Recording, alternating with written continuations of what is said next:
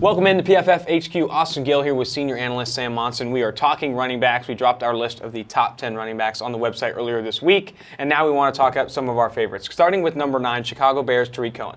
Yeah, I think a lot of people would be surprised to see Tarik Cohen on this list of top 10 running backs because he's not an every down player. He's not this old school bell cow, 3-down running back, but the league is going away from that. There aren't that many of those guys left, and Tarik Cohen is arguably the best receiving back in all of football. He is a devastating playmaker, led the NFL last season in yards per route run from the running back position, lines up all over the field, and he's a huge reason that the Chicago Bears see a lot better raw statistics, box score numbers from Mitch Trubisky than you ever do a PFF grade. There's a lot of dump-offs to Tarik Cohen that are suddenly turning into big plays because of what he's able to do with the ball in his hands. Yeah, he's a freak in the passing game. He creates separation inside the backfield, away from the backfield, can play multiple positions in that offense and thrive from the passing game. Going to number 5, maybe a little bit surprising to some, the Los Angeles Rams running back Todd Gurley lands at 5 on this list. Yeah, there's obviously some concerns with his knee, arthritis in the knee that could potentially be this degenerative thing that keeps him away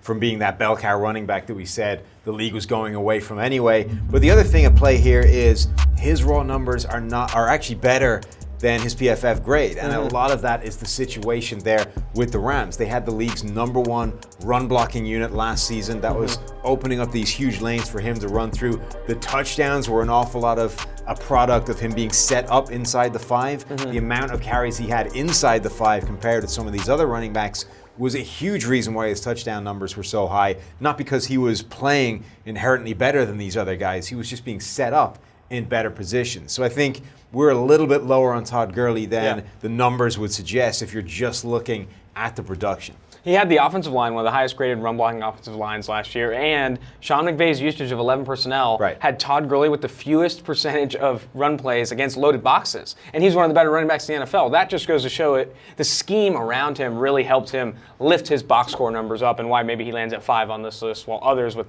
less box score production kind of come up above them.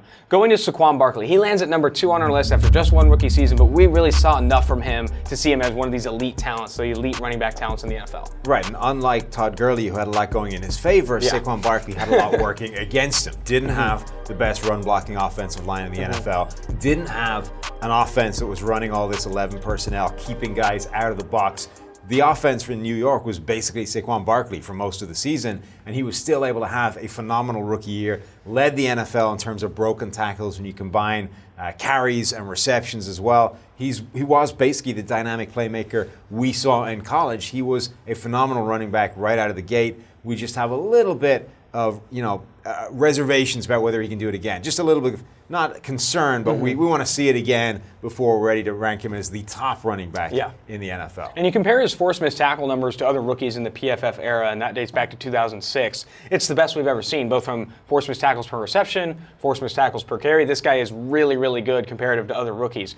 Going to number 1, a guy we've liked ever since he's come out, New Orleans Saints, Alvin Kamara takes number 1 spot. Right, and Alvin Kamara has been an absolute dynamo for the New Orleans offense since he came into the league. He is a phenomenal receiving back. He's phenomenal running the ball as well, whether it's out wide or between the carries. The only possible knock on Alvin Kamara is that we haven't seen him be an every down running back, be a true bell cow in the offense. He's split time with Mark Ingram there in New Orleans. He should have more of that role this season, even though there are other options there as well. But he's basically by far the best graded running back in the NFL in the opportunities they give him, and ultimately that's all he can control. And the opportunities they give him are in the passing game, so much so to where he's one of the most valuable running backs in the NFL. It doesn't matter if he's a bell cow or not, he is adding more per touch in the passing game than any other running back right now. Absolutely. For more content like this, go and subscribe to PFF's YouTube channel or go ahead and go to the site at pff.com.